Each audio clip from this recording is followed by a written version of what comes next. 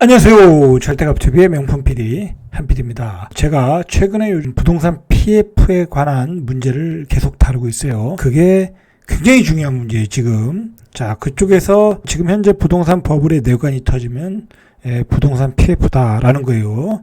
자, 저는 계속해서 그 부동산 버블이 어떻게 형성되어 있는 줄 알잖아요. 그것이 부동산 PF와도 결국은 연결이 되는구나. 이게 어떤 중간에 터지는 어떤 뇌관이구나라는 게 느껴져요. 자, 물론 이제 마지막에는 또 다른 게 있겠죠. 부동산 PF에 관해서 나름대로 열심히 조사 연구를 했어요. 자, 오늘 이 시간은 아주 기초적인 것부터 차근차근 해서 제가 부동산 PF라는 게 뭐고, 그리고 현실적으로 지금 어디에서 어떤 문제들이 지금 발생할 수 있고 부실들이 있고 그것들이 앞으로 금리 인상에 따라 어떻게 터질 것인지 한번 여러분들이 방송을 보시면서 잘 이해를 하시길 바라요. 굉장히 중요한 문제예요. 부동산 PF, 프로젝트 파이낸싱 하면 쉽게 생각하시면 돼요. 우리가 아파트를 짓거나 실버타운을 짓거나 또는 오피스텔, 도생, 타운하우스 이런 주거용을 질 때 또는 상가, 지식산업센터, 레저시설, 뭐 레저시설하면 골프장, 테마파크 사업, 관광 숙박시설, 자, 이런 거를 질 때 돈을 은행에서 받는 거예요. 대출을 받는 거예요. 뭐 어렵게 생각할 게 없어요. 자, 근데 보통은 이제 저축은행 같은 데에서 빌라나 오피스텔을 질 때는 프로젝트 파이낸싱이 8%에서 12%, 이건 이제 저금리 있을 때 얘기예요. 이제 고금리가 됐을 때는 이거보다 훨씬 더 비싸겠죠. 자, 그리고 고위험 사업일 경우에 좀 예를 들어서 뭐 관광 숙박 시설이나 뭐 위험도가 좀 큰 사업일 경우에는 15%에서 20%야. 이런 고금리에도 이런 사업이 가능한 거는 결국은 분양가를 비싸게 하기 때문에 가능한 거야. 그래서 우리가 뭐 도생을 사거나 오피스텔을 사거나 그러면 분양가가 비싼 이유가 거기에 다 이자 비용이 들어가기 때문에 그런 거예요. 자, 알고 보면 이런 아파트, 뭐 도생, 뭐 오피스텔 이런 시행 사업이라는 게 자기 돈 없이 사업을 하는 거야. 어떻게 보면 뭐 자기 돈이야 좀 들어가겠지만 뭐 수십억, 수백억 뭐 그런 돈이 없이도 사업을 한다는 거예요. 자, 왜 그러냐면 이 보통 이제 이런 그 사업을 할 때는 두 가지 형태로 돈을 받아요. 첫째는 브릿지 론이라는 거, 두 번째로는 PF를 받는 거야. 프로젝트 파이낸싱을 받는 거예요. 이 브릿지 론이라는 거는 뭐냐면 시행하는 업체가 보증을 하고 P2P 업체, 이 대출 중개 업체가 중개를 해서 일종의 이제 짧은 기간 동안 시행사가 땅을 사고 회사를 운영할 자금을 사는 거예요. 자, 그다음에 이제 브릿지론을 받아가지고 땅을 샀어요. 그러면 이제 땅을 사서 인허가를 맡았어. 그러면 이제 지면 되잖아요. 그 질 때 돈이 필요할 거 아니에요? 그때 이제 프로젝트 파이낸싱 자금이 필요한 거야. 예를 들어서 토지 잔금부터 일부 공사 비용. 자, 이거는 당연히 이제 시공사가 보증을 하겠죠. 자, 그러니까 프로젝트 파이낸싱의 위험이 뭐냐면 미분양이 됐을 때 위험한 거야. 왜냐면 프로젝트 파이낸싱 받은 금액들을 중간중간 상환을 해야 되는데 그게 이제 분양 대금으로 상환을 하는 거거든요. 자, 근데 미분양이 됐으니까 당연히 상환이 안 되겠죠. 자, 이제 그런 문제들이 터지는 거야. 레고랜드에서 터졌던 문제는 뭐냐면 관람객이 줄어들면서 매출이 줄어들었잖아요. 그러면서 이제 일이 터진 거잖아요. 그런 사업이 이제 그런 형태로 터지는 거고, 뭐 오피스텔은 분양이 안 되면 터지는 거고, 아파트 역시 분양이 안 되면 터지는 거고. 자, 근데 지금 부동산이 어떠냐면 뭐 미분양이 어마어마하잖아요. 지금까지는 아파트가 엄청 잘 팔렸는데 지금 이제 아파트가 버블이라고 해서 버블이 꺼지는 와중에 미분양이 우수수 떨어지고 있잖아요. 자, 그러니까 이 프로젝트 파이낸싱의 부실이 나타난 거예요. 결국은 레고랜드 사태를 계기로 해서 그동안 수면 아래에 있던 게 수면 위로 드러났다 라고 생각하시면 될 것 같아요. 지금 우리나라의 프로젝트 파이낸싱의 전체 금액이 한 전체가 150조 규모라고 그래요.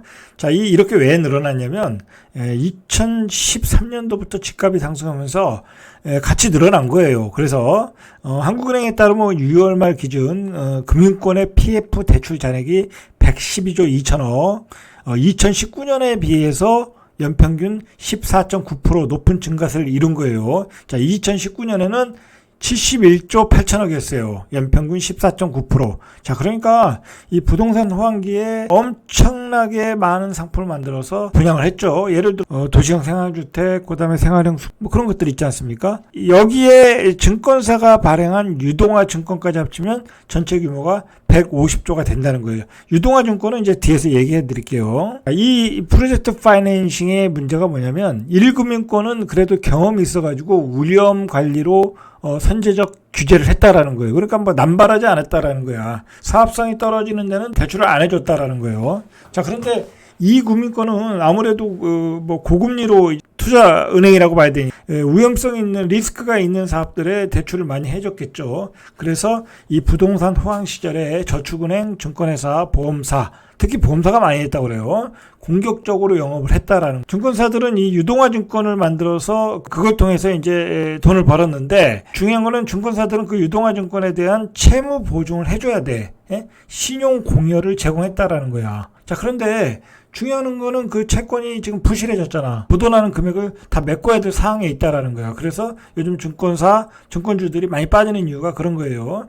물론 건설사들은 당연히 원금을 해결해야 되니까 뭐 당연히 어려운 거고. 자, 그래서 요즘 증권주와 건설주들이 폭락을 하는 거예요.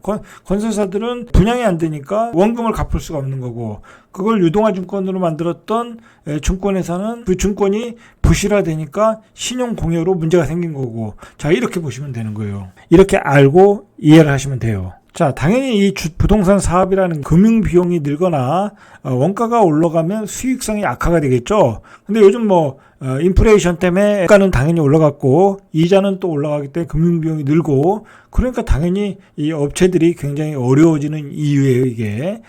실제로 최근 부동산 PF 대출 금리가 선순위 기준으로 연 10%가 넘는데요. 이거 최근에 이렇게 받았다는 거예요. 이제는 이제 이것 자체도 어렵고, 뭐 이제 대출도 발생 못하고, 지난해보다 3배 이상 올랐고, 그나마 금리가 낮은 편인 선순위 대출이 이 정도이고, 후순위 대출은 거의 대부 업체 수준이라고 그래요. 그러니까 뭐 15%에서 20%라는 거예요. 자, 이렇게 되면 뭐 별로 남는 게 없겠죠? 그래서 역마진이라는 얘기가 나오는 거예요. 이런 상황이다 보니까 신문에서 나오는 얘기가 도미노 부도 시한폭탄이라는 거예요. 돈줄이 마르고 건설사들은 돈줄이 마르고 역마진 채권도 안 팔린다라는 거야. 내가 10%의 산 채권인데 15%를 주겠다, 이자를. 그래도 안 팔린다는 거야. 지금 증권사 입장에서는 자기 자본보다 큰 그 금액을 갚아야 되는데 그런 돈이 없을 거 아니에요. 그러니까 내가 10% 금리로 받은 걸 너 15% 줄게, 사라 해도 안 산다는 거야. 당연하죠. 그게 이제 부실 채권이 될 가능성이 있으니까 살 이유가 없는 거죠. 근데 중요한 거는 그 유동화 증권의 만기가 굉장히 짧다라는 거야. 뭐 3개월, 6개월 이렇게 짧다라는 거야. 자, 이런 흐름이 어디까지 가서 터지느냐, 우리는 이제 그걸 추적을 해야 되는 거예요.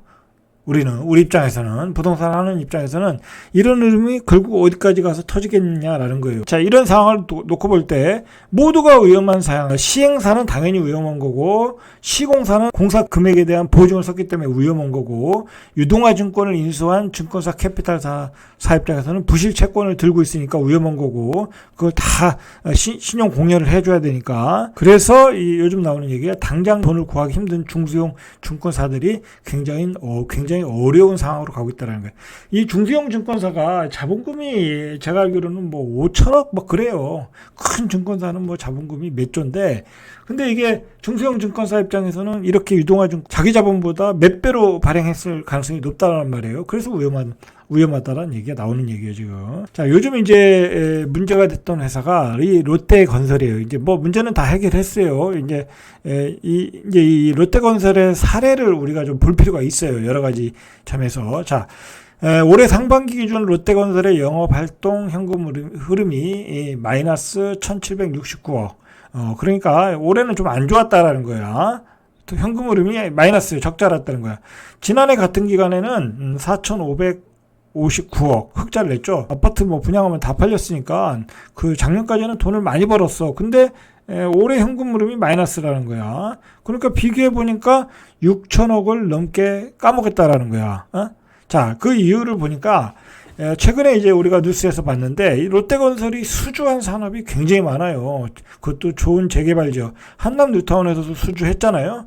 자, 그런데 이 롯데건설이 도시정비 산업을 지나치게 공격적으로 수주했다라는 거야. 수주해서 부작용이 나왔다. 그래서 롯데건설이 올해 도시정비 사업 누적 수주가 4조 원을 돌파했다라는 거야. 수주 자체는 문제가 없었죠. 뭐 다 좋은 지역에서 수주를 했으니까. 거기다가 롯데건설은 이중 절반이 서울에서 따낸 실적이라고 그래요. 서울에서만 보면 롯데건설이 도시정비 사업 수주 1위 업체라는 거야. 대단했는데 이 문제는 경쟁에서 이기기 위해 비용을 과다하게 지출했다. 최근에 이제 대화로 꼽히는 한남 2구역을 따내기 위해 많은 비용을 지출했다. 자, 이렇게 뭐냐면 결국은 건설업체도 이게 많은 좋은 돈이 되니까, 아파트라는 게 돈이 되니까 무리하게 막 부채를 발생해서 수주를 한 거야. 현금 흐름이 막히게 됐다라는 거죠. 결국 이제 이게 어디서 터졌어요? 둔촌주공 아파트에서 터진 거 아니야. 둔촌주공 아파트에서 7천억 PF 발행이 실패했잖아요. 그 좋은 사업장에서도. 그 사업장에서 실패하려면 거기에서 공사하는 업체가 그 돈에 대해서 그 돈을 제공해야 되는 거예요. 왜냐면 그 공사 비용을 대야 되는 거니까. 그래서 롯데건설 입장에서는 여기저기 돈을 다 쓰다 보니까 중간에 유동성의 흐름이 좀 안 좋았던 거야. 좋은 지역은 다 수주를 했는데, 그러니까 그것을 채권 발행을 하려다가 뭐 실패를 하니까 롯데의 그 지주회사에 요청을 해서, 롯데 계열회사에 요청해서 그 금액을 메꿨던 거죠. 결국은 이게 상황이 안 좋아지면 이 여러 가지 벌였던 사업 중에서 여러 사업장 가운데서 어떤 위험한 사업장이 하나 터져서 문제가 발생할 수 있다는 걸 이 롯데건설이 보여준 거죠. 설마 뭐 롯데건설 입장에서는 좋은 사업장에서 좋은 사업장만 수주를 했는데 설마 둔촌주공에서 문제가 발생할 줄은 모르는 거죠. 뭐 사업이라는 게 이런 거예요, 사실. 어디서 어떻게 터질 줄 모르는 거야. 주변 어떤 그 금융 환경, 외적 환경이 안 좋아지면 어디서 어떻게 터질 줄 모르는 거야. 뭐 롯데건설 입장에서도 둔촌주공이 이렇게 될 줄 알았겠어요. 지금 또 문제가 되는 게 10년물 미 국채금리가 12주 연속 올라서 1984년 이후에 최장기 상승이라고 그래요. 그래서 4.33, 2007년 11월 이후 15년 만에 최고치를 경신했다. 그러니까 금리는 지금 계속 올라간다는 얘기잖아요. 그러니까 상황은 더 안 좋아진다라고 보셔야 되겠죠. 이게 또 결정적으로 문제가 뭐냐면 유동화 증권이 문제가 있다라는 거예요. 자, 한국은행 관계자는 PF 대출 채권을 가지고 자산 유동화 기업 어음을 발행했는데 보통 이걸 증권사들이 보통 보증을 한다고 그래요. 근데 여기서 가장 먼저 부실이 발생할 수 있다고 그래요. 이게 항상 유동화 증권이라는 것은 2008년 그 금융위기에서 그랬듯이 이걸 막 돌리다 보면 이게 다른 데하고 다른 채권하고 다른 상품하고 섞여가지고 부실이 어디서 터질지 모르는 거야. 그렇잖아요. 이 유동화 증권을 또 다른 투자은행에서 또 사가지고 또 돌려서 팔았을 거 아니야. 그렇게 해서 터졌던 게 서브프라임이었잖아요. 어떤 일이 벌어질지 모른다는 거야. 이렇게 돌려버리니까. 자, 자산 유동화 기업 어음은 증권사가 부동산 PF 대출 채권을 유동화해 다수의 투자자를 모으기에 발행하는 기업 어음을 의미하는데, 이게 무너지기 시작하면 부실이 도미노처럼 확산될 수 있다라는 거예요. 이 증권사도 자기 자본보다 몇 배를 돌려버렸잖아요. 이 자산 유동화 증권을. 자, 그래서 어떻게 보면 여기도 영끌한 거야. 자, 영끌했는데 문제가 발생했다라는 거죠. 자, 유동화 증권 잔액이 한 50조 8,711억 정도, 1년 7개월 만에 13조 2,771억 증가했다. 자, 근데 문제는 뭐냐면 3개월마다 돌아오는 유동화 단기 사채 26조 747억. 이런 것들이 문제죠. 3개월 만에 빨리 해결해야 되니까. 자, 증권사 부동산 PF 우발 부채 및 대출 규모가 27조 8천억 원. 자, 저축은행도 부실 사태 재발 올해 3월 말에 한 4조 5천억 정도 부실 채권을 가지고 있다라고 지금 예측을 하고 있어요. 이 유동화 증권이라는 게 고금리 상품이잖아요. 그러니까 아주 부동산 호황기에 증권사와 저축은행은 아주 꽃놀이를 즐겼는데, 이 꽃놀이패가 부동산 버블이 꺼지면서 결국은 이제 악몽으로 바뀌었다라는 거예요. 이게 2008년 금융위기 때하고 똑같아요. 거기서도 그 부동산 그러면 미국의 부동산 버블이 터지면서 금융사들이 부도가 나면서 서브프라임 모기지 사태가 일어났잖아요. 우리도 역시 엄청나게 집값이 오르면서 많은 그 부동산 상품을 개발해서 PF를 가지고 많은 그 부동산 상품을 팔다가 결국은 버블이 터지면서 미분양 나면서 이런 사태를 맞이하게 된 거예요. 결국은 지난 몇 년간 부동산 호황기로 증권사들은 부동산 PF 산업을 공격적으로 확대했고, 이 PF 산업은 증권사의 수익을 견인하는 데 효자 노릇을 지금까지는 해왔다. 그러나 지금은 악몽이 되었다라는 거죠. 자, 이 사건의 계기가 된 건 레고랜드 사태지만 결국은 언젠간 터질 사태였다라는 거죠. 통상 단기 유동화 증권은 상환 기간이 되면 새로운 채권을 발행해서 상환 기간을 연장을 하는 거예요. 그렇지 않겠습니까? 뭐 그걸 몇 년씩 가져가고 그러는 건 아닌 것 같아요. 자, 레고랜드 사태가 불거지면서 금리를 높게 제시해도 이 프로젝트 파이낸싱 채권을 외면하는 현상이 발생하고 있다. 자, 근데 이렇게 차 안이 막히면 증권사들이 자체 자금으로 해당 채권을 떠안아야 하는 문제가 발생하는데, 증권사들, 소형 증권사들 자체 자금으로는 충당할 여력이 없는 중소형 증권사의 경우 단기 자금 경색으로 유동성 경색에 직면할 위험이 커지고 있다라는 얘기예요, 지금. 자, 나이스 신용평가에 따르면 오늘 11월까지 증권사가 신용 보강을 제공한 PF 단기 유동화 증권 차환 발행 규모가 10조 원을 뛰어넘는다고 그래요. 이달 18일 이후에 2주 동안 차환 발행해야 하는 유동화 증권 규모만 해도 3조가 넘는다. 그러니까 이달 18일 이후에만 해도 차환 발행해야 되는 게 3조가 넘는다는 얘기예요. 그러니까 지금 비상 걸렸어요. 거기다가 지금 앞으로 스케줄이 또 금리 인상이잖아요. 뭐 다음 달에 한국은행이 이제 빅스텝을 해야 되잖아요. 자, 그렇게 되면 PF 대출을 둘러싼 우려는 더 커진다. 하느니 금리를 올려서 부동산 개발 수익성이 나빠지면 당연히 이제 금리를 올리면 미분양이 더 안 될 거 아니에요. 그러면 시장이 침체가 되고 집값이 하락하고 미분양이 늘어서 대출금 회수도 더 어렵다. 그러니까 이건 시간이 지나면 지날수록 상황은 더 악화된다라고 보셔야 돼요. 그래서 퍼펙트 스톰 상황으로 가는 거예요. 자, 지금 그 투자은행 업계 관계자는 자금 중개 쪽에서 옛날에 그 주가 연계증권 그때 마진콜 사태가 있었죠. 몇 년 전에. 그때도 상당히 힘들었거든요. 근데 그때보다 지금이 더 힘들다고 그래요. 이게 문제가 뭐냐면은 이제 자금 경색이잖아요. 지금 벌써 연 7%를 뚫었다고 그래요. 주담대 금리가 상단을 뚫었다고 그래요. 그러면 이제 주담대 금리와 전세대출 금리는 더 가파르게 오를 수밖에 없어요. 왜냐면 자금이 돌질 않으니까 대출 금리가 더 올라간다라는 거예요. 이 코픽스 금리 기준으로. 자, 그래서 연말 8%까지 오를 수 있고 내년 가면 10%도 나올 수 있다라는 거야. 여러분, 주담대 금리가 8% 오르면 지금도 한 2배 이상 올랐잖아요. 그러니까 내년 되면 3배 이상 더 오른다는 거야. 그러면 대출하는 사람들은 집을 가지고 있을 수가 없어요. 결국은 이 부동산이 경착륙할 가능성이 높다는 얘기예요. 이 부동산 PF의 부실 사태는. 이 사건이 레고랜드에서 시작됐지만 결국은 이게 결정적인 게 뭐냐면 이 둔촌주공 PF 실패가 커요. 둔촌주공 오면 뭐 서로가 분양을 받으려고 하는 아파트인데도 불구하고 뭐 완판이 예상되는 아파트인데도 불구하고 PF가 실패했다라는 거. 그러면 이 둔촌주공만 못한 사업성을 가진 사업장들은 PF 대출이 안 된다라는 거야. 완전히 비상 걸렸죠.